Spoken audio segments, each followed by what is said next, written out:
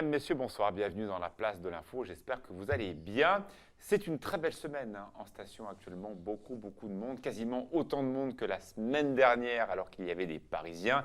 Xavier Feuillant, vous dirigez l'ensemble de la structure de La Plagne. Ça fait maintenant 3 ans que la semaine de Paris n'est pas forcément la plus forte. Vous confirmez à La Plagne ? Oui, tout à fait. Bon, ça reste effectivement une grosse zone, mais on se rend compte qu'avec Rhône-Alpes, le Grand Ouest, on a effectivement beaucoup de monde qui vient ailleurs que la Grande Couronne. Direction La Plagne, la webcam du jour. On va voir le soleil et la neige, bien sûr, présents en altitude. Où sommes-nous là à 2000 on est haut là, ici, là? Oui, tout à fait. On est à la Grande Rochette. Ah, la Grande Rochette. Oh, c'est bien. Il y a un hors-piste que je connais là, qui est top derrière. Ouais, magnifique. Ah, et en plus, là, on voit bien tout le grand parc. Le Grand Paradis, c'est génial derrière, tout au fond. Tout à fait, c'est top. Un beau 360. Oh là là là là. Et bien sûr aussi le parc naturel national, évidemment de la Vanoise, qui sont liés parce que le Grand Paradis est juste derrière. Ouais, Thierry, quand on voit donc cette neige-là, quand on voit ce beau temps, ça ne va pas forcément durer. Non, ça va pas forcément. Enfin, ça va durer pour jeudi, oui. Après, c'est un peu plus compliqué. Vendredi, en tout cas, on attend un peu de neige, donc ça, c'est la bonne nouvelle pour le Alors, combien? station. Ah non, mais combien? On va séquestrer Thierry Paul. Alors, donc on n'a pas les hauteurs de très neige honnêtement, pour la seule chute de neige de ce mois de février quasiment. Ouais. Alors, tous les modèles annoncent pas la même chose. En fait, on va varier. Thierry, votre grenouille à vous, elle voit combien de centimètres? Elle en voit malheureusement pas beaucoup en ce qui me concerne, mais d'autres en voient beaucoup plus. Donc alors, ça varie entre 5 et 15. Entre 5 et 15. 1800. Alors, est-ce que tout le monde va être servi de la même façon ou pas? Alors non, sans doute qu'on aura un peu moins de neige sur La Plagne ou sur Val d'Isère que sur Avoria, par exemple. Vous allez le fâcher. Bah oui, mais ça passe rien. plutôt sur la partie nord. Rester, Donc plutôt servi le Chablais, Pays du Mont-Blanc, oui. Un peu moins, Maurienne et Tarentaise. Voilà, et pourtant, cette perturbation, quand elle va passer, il va plutôt neiger assez fort, mais pas longtemps. Mais pas longtemps. Elle va passer très rapidement en matinée, en fait, sur la fin de nuit jusqu'en mi-journée. Donc elle va passer très rapidement, elle va être accompagnée d'air froid, donc la limite neige va s'abaisser jusqu'à 1000 mètres d'altitude. Mais malheureusement, quand elle va atteindre 1000 mètres, on sera en fin de perturbation. Oui. L'après-midi, il n'y aura quasi plus rien.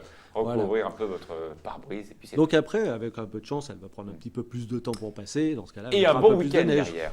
Et un beau week-end derrière, les températures repartent à la hausse. Et la semaine prochaine, on ne sait pas trop. Et la semaine prochaine, on ne sait pas trop, je préfère pas en parler. Bon, Fanette, bonsoir. Bonsoir. 2 titres. On connaît bien sûr le covoiturage pour les voitures. Maintenant, on parle du co-camionnage. C'est quoi? Voilà, c'est une initiative dans les Bauges. En fait, c'est une carrière qui a mis ça en place, puisqu'il y a des camions qui font des allers-retours entre les Bauges, Annecy ou Rumilly toute la journée, tous les jours. Et donc, il est possible aux habitants de monter à bord des camions pour descendre sur Annecy ou Rumilly. Donc, c'est une initiative assez intéressante. Direction Salanches, le centre de la nature montagnard de Fay-Pont-Neuf. Voilà, ça fait 30 ans que le centre est installé dans le château. Donc là, c'est une première phase de travaux qui est en cours. Ils sont en train de revoir toute leur muséographie pour que ça soit plus ludique et plus interactif.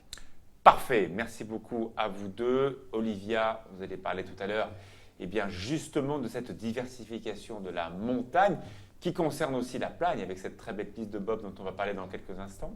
Oui, tout à fait. C'est un pari gagnant ou c'est un pari contraint, cette diversification? C'est un pari gagnant, mais avec des contraintes, donc ça va être compliqué. Et voici Madame Normande qui est avec nous, Olivia Boisson. Vous êtes bien à la place de l'info avec nous, à tout de suite.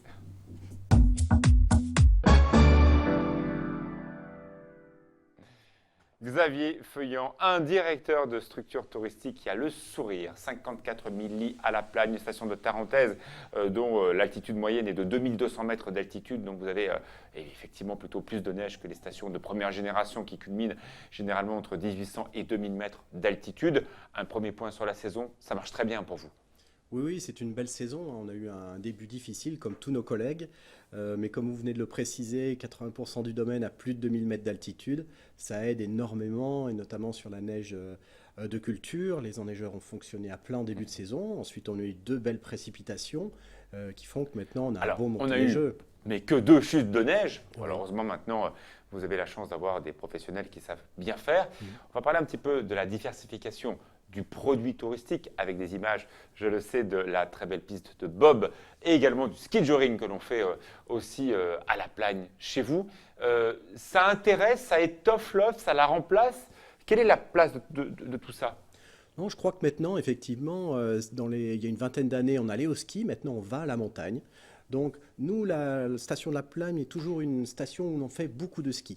Vraiment, les pratiquants skient énormément, mais de toute façon, l'offre est large et puis bon, c'est une vie de montagne qui est complémentaire. Donc c'est vrai que la piste de bob, la tour de glace pour l'escalade Et sont on des le voit donc avec activités. la fameuse piste de bob qui Voilà. n'est pas rentable. Il faut être très clair, hein, c'est une activité qui n'est pas rentable, mais en permettant donc à des touristes de pouvoir séjourner sur ce bobcat, vous allez arriver à faire un résultat d'exploitation qui permet d'amortir un petit peu la piste. Oui, on est au petit équilibre, hein, tout à fait, entre les sportifs, les entraînements, les compétitions, mais également les touristes qui viennent s'essayer à ces sensations incroyables et uniques en France.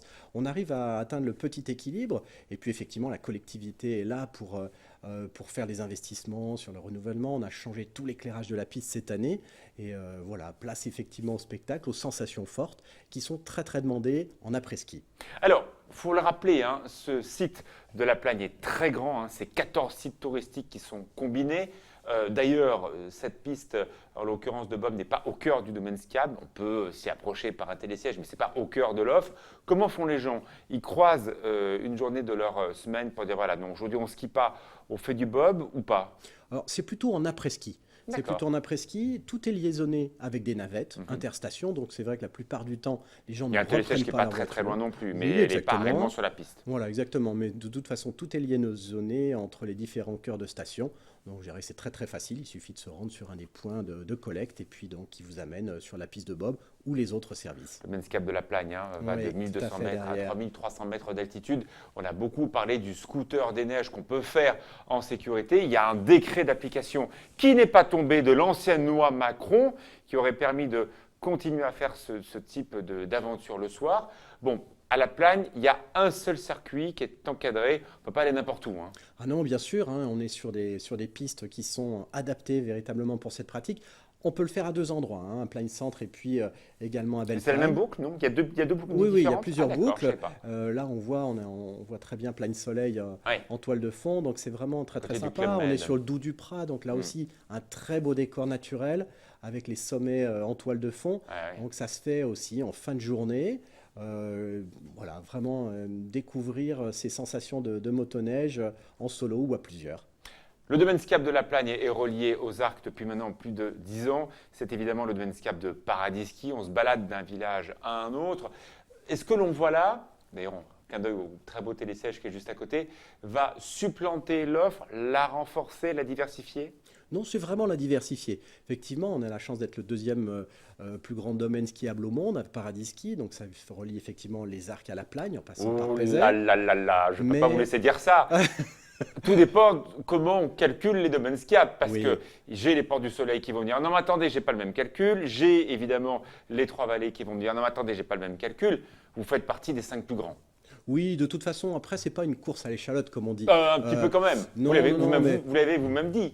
Oui, en fait, on sait qu'on est dans ce top 5. Le plus important, après, qu'on ait 300, 400, 500 km, je dirais que c'est presque anecdotique. C'est simplement la possibilité pour les fidèles de revenir d'année en année et de ne pas refaire systématiquement les mêmes pistes. Alors, il y a en tout cas une chose qui est certaine, c'est que La Plagne aujourd'hui, c'est la plus grande station en France pour son nombre de lits.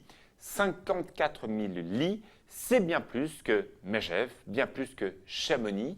Alors, ce sont aussi très souvent encore des appartements assez petits, dont beaucoup de personnes les mettent aussi en location. Donc, vous avez un turnover le samedi. C'est pour ça que si vous habitez à Moutier, à proximité à Bourg-Saint-Maurice, n'hésitez pas à aller skier à la Plagne, par exemple le samedi, parce que c'est un grand jour d'arrivée-départ, alors que dans d'autres stations de première génération, le samedi, c'est un jour qui est assez chargé. Ouais, tout à fait. Et ce qui permet d'ailleurs, la semaine, de remplir toutes ces barres d'immeubles qu'on décrit, mais qui servent aussi à ça. Oui, ça, ce sont les stations de première génération. Alors, la Plagne, justement, ce qui fait toute sa différence, c'est qu'on a effectivement ces immeubles où on a les skis au pied, donc très très pratique, avec des taux de satisfaction incroyablement élevés pour les gens qui viennent en vacances, mais on a aussi des stations village avec des maisons en pierre, des toits en lauze, donc il y en a vraiment pour tous les goûts. Et là, l'énorme avantage, c'est qu'effectivement, le samedi, sur cette configuration-là, je vous avouerai que c'est un peu l'astuce du jour. Ah oui. On aime bien aller skier le samedi. Ah mais oui, effectivement, on est a un en petit plus peu des plus au prix calme. vachement intéressants Tout à fait, le ouais. samedi. Donc pour les gens du pays, si vous avez un bon plan, allez skier le samedi, pas le dimanche. Dans la quasi-totalité des stations de Tarentaise, vous payez votre forfait entre moins 30 et moins 50%. Tout à fait. On voit donc les autres niveaux de la Plagne avec un ski extraordinaire, des disciplines de glisse qui sont plutôt sympas, qui vont du ski de joring en passant, on l'a vu tout à l'heure, par l'origine du ski, on l'a vu tout à l'heure, c'est évidemment le télémarque.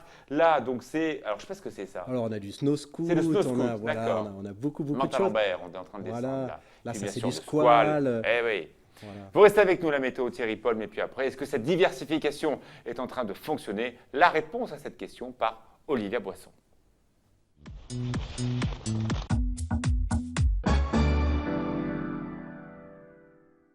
La météo Thierry pour demain jeudi, ça donne quoi? Ça donne la journée la plus douce de la semaine. Oh, encore plus doux Encore qu'aujourd'hui? plus doux qu'aujourd'hui. Non, Eh oui, ça il a grimpe. fait 16 à Annecy aujourd'hui. Ouais, on va même frôler les 20 degrés à certains endroits pour ce jeudi après-midi, en région de Plaine bien évidemment, je rassure. Non, mais Monsieur, c'est des records Thierry, ça, non? Écoutez, honnêtement, je n'ai pas eu le temps de regarder, mais on ne doit pas en être loin, donc je regarderai, je vous dirai ça demain. 17, 18, on mais sera, qu'est-ce que c'est que cette température? On est encore en c'est- Eh février. ben oui, voilà, et puis il va faire beau en plus, puisque la perturbation qu'on attend vendredi n'arrivera que dans la nuit de jeudi à vendredi. Et puis par Bon. contre, on va perdre 10 degrés entre Ah bah jeudi oui, et bah vendredi, encore, hein, j'espère en une quand même que ça va journée, un peu mais on va descendre. les récupérer ces 10 degrés d'ici dimanche. Donc voilà, ça va vraiment faire comme ça, quoi. Incroyable. Voilà. Olivia, on le voit bien hein, avec la météo Thierry Paul, la neige a été un peu compliquée cette année. On a tout misé sur à peine 2 chutes qui ont sauvé vraiment l'ensemble de la structuration de la saison. De l'autre côté, les professionnels de la montagne nous expliquent qu'un domaine skiable n'est finalement pas si cher hein, pour le client parce qu'il le compare assez bien à une entrée à un parc d'attractions. 50 € pour les grands forfaits, entre 25 et 30 € pour les petits. Alors tout ça, c'est encore rentable?